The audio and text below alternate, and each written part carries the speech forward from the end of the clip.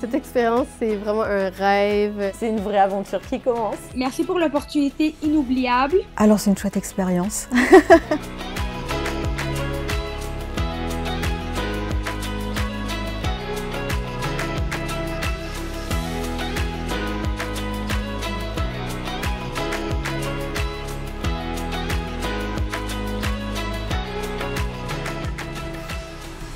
Enfin arrivé à Paris.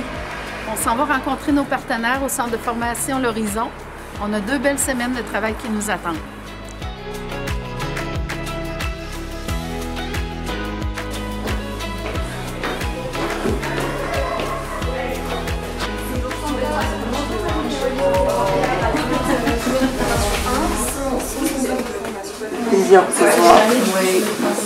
Il a fallu un voyage de 15 jours à Montréal, visite des CPE, etc. Une rencontre un jour, une volonté de développer un programme de mobilité internationale en Europe et ailleurs. Et tout à coup de se dire, bon, on va organiser ça. Et donc il va falloir une année pour que l'Horizon, en la personne de Michel Orgue, directeur adjoint à l'époque, écrive donc en novembre 2010.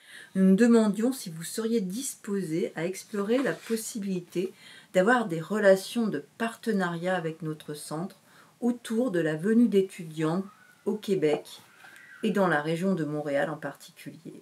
Parce que là, il y avait un désir de créer une relation de partenariat entre nos écoles.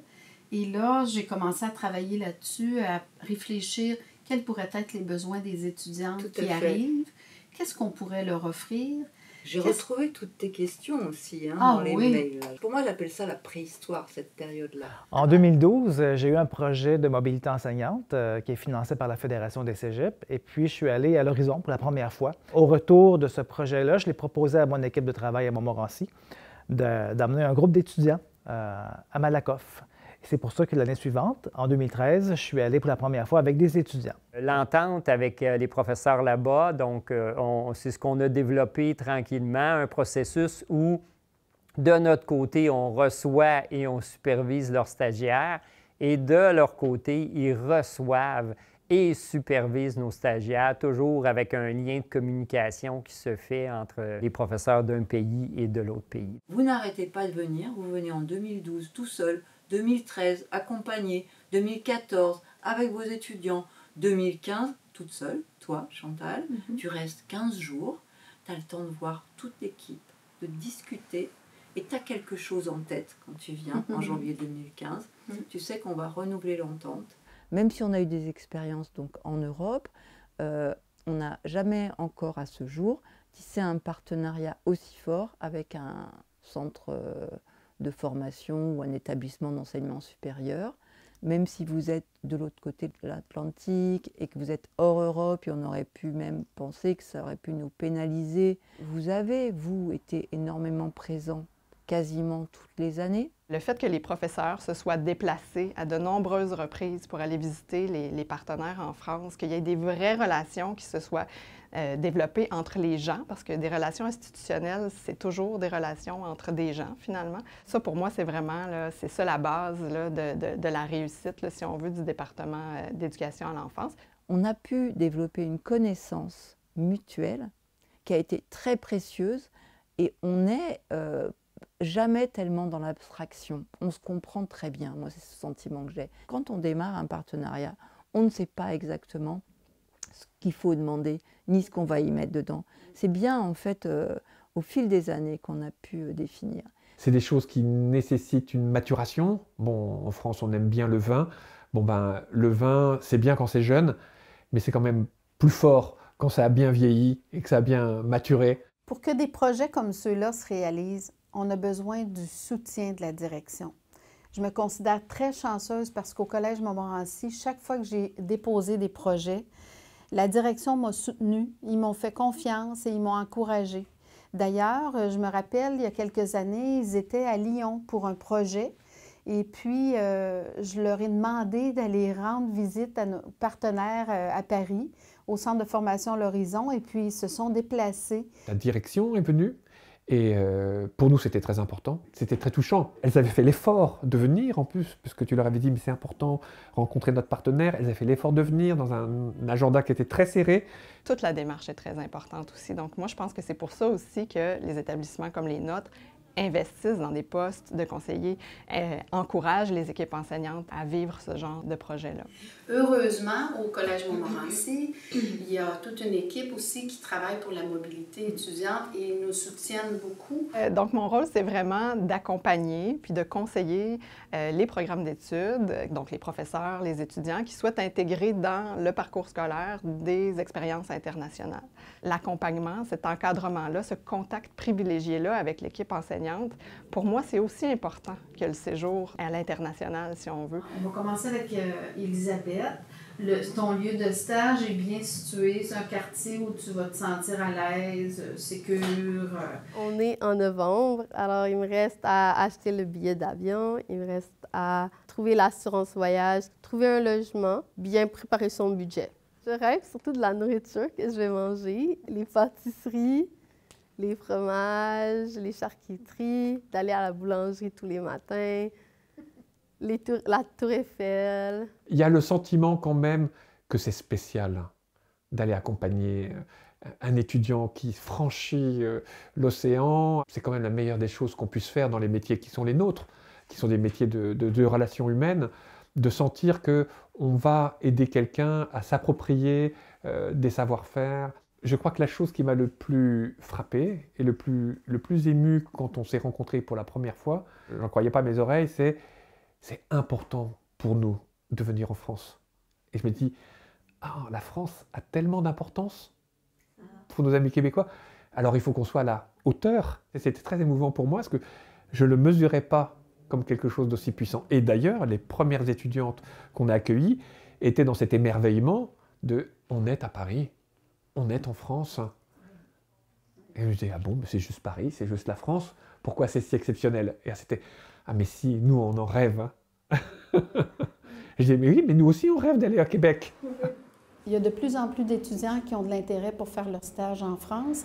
Alors nous, on doit s'assurer d'établir des relations avec des nouveaux lieux de stage. Donc, je m'apprête à visiter une de ces crèches-là, de rencontrer aussi les éducateurs et les membres de la direction. Ça me fait plaisir de vous rencontrer puis de vous remettre aujourd'hui les documents qu'on a prévus pour pouvoir vous permettre de soutenir l'étudiante tout au long du stage. Je vais vous les présenter d'ailleurs. On va regarder ça ensemble au cours de notre rencontre. Mais en tous les cas, on tient à accompagner, enfin donner de notre mieux. Il faut absolument que cette personne puisse repartir d'ici comme les enfants, avec des valises pleines d'outils, plein de souvenirs. Et nous, l'idée, c'est ça. L'espace de repos, ce sont des petits matelas au sol qui sont toujours accessibles aux enfants. Donc ça, c'est génial. On n'a pas ça ici. Ce qu'on souhaite à chaque fois que nos propres étudiants vont faire leur stage en France, qu'ils soient capables d'aller chercher ce qui est bien de là-bas et le ramener ici, et qu'ensuite ils vont sur le marché du travail et qu'ils puissent en parler dans leur propre milieu. Bonjour Elisabeth, je te prépare un petit vidéo pour te montrer la crèche, ton lieu de stage. Donc, je vais découvrir ça avec toi. Bonjour Chantal. Bonjour Laure, enchantée. Bienvenue, entrez. Merci. Bienvenue à la crèche Babylou. Ce qui est intéressant pour vous, c'est de comprendre quelles sont les ententes qu'on a au niveau... C'est très important de se décentrer, de ne pas être dans les préjugés, de ne pas être dans les préconçus, de ne pas être dans les représentations, mais connaître les personnes et connaître le contexte dans lequel vit la personne. On dit ça des enfants, on dit ça des familles, et c'est très intéressant de le faire aussi avec des étudiants. Et aussi pour les étudiants qui ne partent pas, c'est important de voir cette expérience, cette vision de l'ailleurs ici. Et même pour nous en tant que formateurs, mais aussi, j'en suis sûre, pour les professionnels du terrain, parce qu'eux, ils n'ont pas l'occasion de sortir de leur terrain. Et je trouve ça super intéressant d'accueillir des stagiaires. C'est toujours bon. Et il y a plein d'évolutions dans plein de crèches où j'ai travaillé, où c'est la stagiaire qui vient et qui fait « Pourquoi vous faites comme ça ?» Et là, on se regarde et on fait « Ah ouais, pourquoi on fait comme ça, en fait ?» Et du coup, on repense le truc et on fait évoluer le lieu. Je dirais que ça enrichit ma façon de d'aborder mes propres accompagnements des étudiants ici, français, dans leur parcours. Ce qui me motive, là, c'est vraiment de permettre à ces étudiants-là de vivre cette expérience extraordinaire. Et puis, pour qu'ils puissent vivre cette expérience-là, bien, nous, on doit s'assurer de garder ce partenariat vivant. Puis pour le garder vivant, bien, il faut y accorder de la valeur et il faut faire des temps de rencontre avec les formateurs, les directions, les éducateurs. Les objectifs d'aujourd'hui, bien, c'est de vous présenter l'entente pour que chacun la comprenne davantage. Que je puisse... Cette année, c'est important pour moi d'aller à la rencontre de la nouvelle directrice, Valérie Naille, pour échanger au sujet de notre entente. Lors de nos rencontres, on fait toujours des bilans. On évalue nos pratiques. Et puis, au fil du temps, on a mis en place un marrainage dans le but d'aider nos étudiants à créer des relations avec d'autres étudiants dans le pays d'accueil. Et ça, on est très fiers de nous parce que ça fonctionne très bien. Amélie et moi, on a été marraines. On n'avait pas envie de se quitter au moment où les filles quittaient le Québec, mais rapidement, on les a retrouvées là, en revenant, en allant en France. Puis à l'hiver, là, ils se sont occupés vraiment beaucoup de nous. Puis le fait que les filles l'avaient vécu avant nous, je pense que ça l'a ajouté une plus-value là, autant de leur côté que du nôtre. C'est la continuité. Nous, on nous a accueillis ici et là, le fait d'accueillir des personnes qui vont vivre la même chose que nous, qui ont les mêmes appréhensions, on se sent porté par un projet d'accueillir les Canadiennes en 2024 en France. Ça vient compléter leur formation puisque c'est un métier de la relation et donc ça vient montrer que oui, la question de l'accueil, moi je leur dis accueillir c'est pas que l'enfant et sa famille, c'est comment on accueille un stagiaire, comment on accueille un nouveau professionnel dans une équipe. Et là évidemment quand on accueille des étudiants qui ne sont pas aguerris aux méthodes françaises peut-être, ça nécessite une attention aussi particulière. Ça, c'était aussi une vraie richesse de cet échange, le fait d'assister à des cours de la formation. Et voilà, du coup, ça crée aussi une complicité avec des élèves que peut-être on n'aurait pas imaginé avoir, parce que du coup, on se construit autour d'un projet commun.